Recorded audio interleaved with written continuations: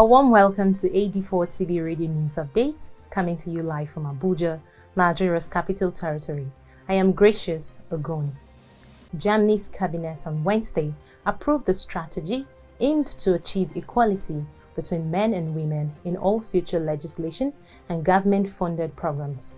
This is the first agreement by the German government committed to a cross-departmental strategy for improving gender equality. Minister for Family Affairs, Senior Citizens, Women and Youths, Franziska Giffey, said there is still much work to be done, but the strategy is a milestone that will serve as an important foundation for future governments. The strategy aims to include more women into management positions, helping them reconcile family and work commitments and encouraging a fairer distribution of care work between the sexes. The United States on Wednesday formally launched talks with Kenya aimed at setting up a free trade agreement that will form the basis for deals with other African nations. U.S. Ambassador Robert Lighthizer said Kenya is an important strategic partner of the United States and there is enormous potential to deepen economic and commercial ties.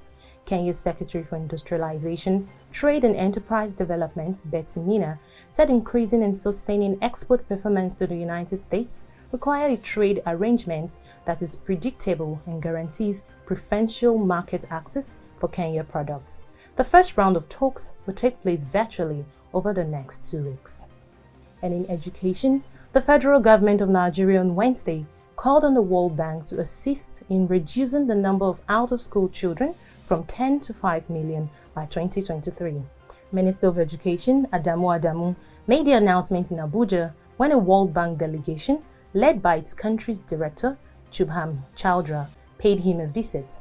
The minister expressed discomfort at the number of out-of-school children in the country and that the federal government is keen on improving the standard of education in the country. In a related development, Harvard University and Massachusetts Institute of Technology on Wednesday asked the Massachusetts District Court in the United States to restrain an order by President Donald Trump's administration threatening the visas of foreign students whose entire courses were moved online as a result of the coronavirus pandemic. The plaintiffs have asked that the court issue a temporary restraining order and permanent injunctive relief preventing the policy from being enforced. The university's lawsuit is in response to an announcement on Monday by the United States Immigration and Customs Enforcement that said students must leave the country or transfer to a school offering in-person tuition. We'll take a break now. When we return, Nigeria's anti-corruption agency gets new acting boss. Stay with us. Details coming shortly. As the world faces the challenge of the coronavirus pandemic and governments around the world are racing against time, AD4 TV Radio thanks you all for doing your part to stop the spread of the disease. Be safe at home and practice hygiene. Protect yourself and others. Do not panic. Do not self-medicate. Listen to all preventive advice and stay at home, as well as maintain social distancing. Say no to fake news. Get authentic updates from the Presidential Task Force on COVID-19, the Federal Ministry of Health, the NCDC, and of course, AD4 TV Radio, your reliable and credible channel. Please stay safe to save others. Welcome back. You're watching AD4 TV Radio News Updates. The Africa Center for Disease Control and Prevention says the coronavirus confirmed cases in Africa is at 510,235, with 247,217 recovered cases and 12,023 deaths, according to data from Johns Hopkins University. So far, in less than 5 months, the virus has claimed 11,959 lives, overtaking the 11,308 lives lost in the world's worst Ebola outbreak in West Africa. In a developing story, the Economic and Financial Crimes Commission (EFCC) head of operations, Mohammed Umar, has resumed as the acting chairman of the agency. Umar is a deputy commissioner of police and the second most senior operative at the commission, although there had been moves to install the secretary, Ola Olukoyede, as the chairman upon the suspension of Ibrahim Magu. Reports indicate that he was not favored as he is a civilian.